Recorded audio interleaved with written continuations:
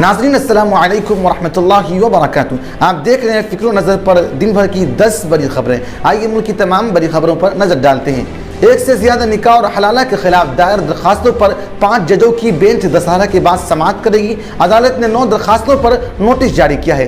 अर्जी गुजार समीना बेगम का दावा है कि उन्हें 2 बार 3 तलाक दी गई है।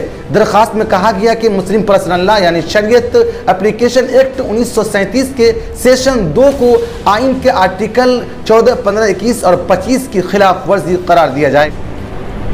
कर्नाटक के चित्रदुर्गा में मुर्गा मठ के सरबराह संत शिवमूर्ति दुर्गा को जिनसी तौर पर हरासा करने के इल्जाम में गिरफ्तार कर लिया गया है। शिवमूर्ति चित्रदुर्गा के मशहूर मुर्गा मठ के खुसूसी पुजारी हैं, ताहम उन पर लगाए गए जिनसी इस्तेहसाल के इल्जामात के बाद मठ भी सवालों के जद में है।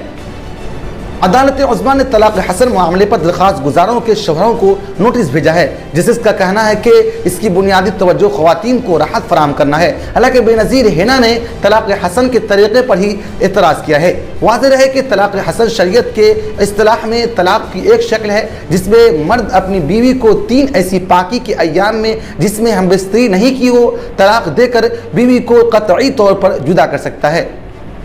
CBI ने दिल्ली के नायब वज़ीर आला मनीष सिसोदिया के बैंक लॉकर की जांच की। इस दौरान वो अपनी बीवी के साथ गाजियाबाद के वसुंधरा ब्रांच पर मौजूद रहे।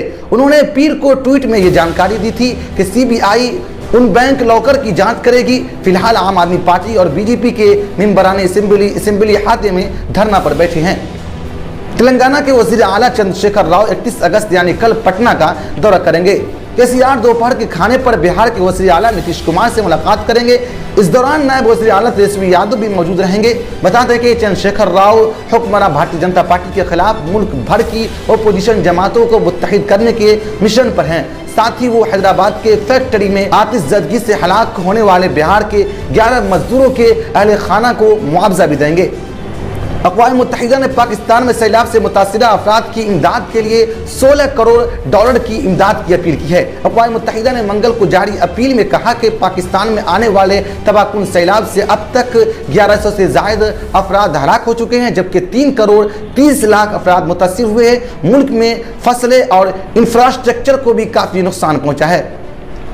इराक़ के दारुल हुकूमत बगदाद में इराक़ सिक्योरिटी फोर्सेस और एक शिया आलिम के हामियों के दरमियान तसादुम में कम से कम 15 अफराद की मौत और तकरीबन 350 दीगर जख्मी हो गए।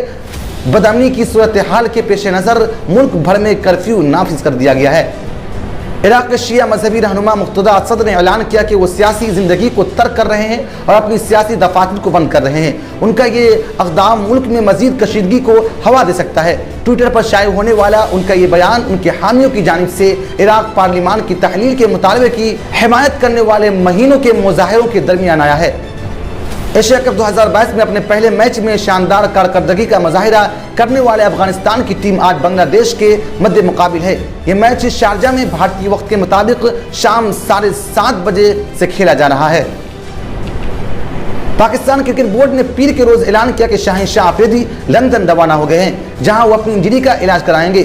PCB के chief medical officer doctor Najibullah का कहना है कि शहंशाह अफरीदी को इंजरी से सेहतयाब होने के लिए आराम की ज़रूरत है। नाजरीन, आज के खबरनामा में इतना ही। आप अपना बहुत ख्याल रखिए। फिर मुलाकात होगी। शुक्रिया।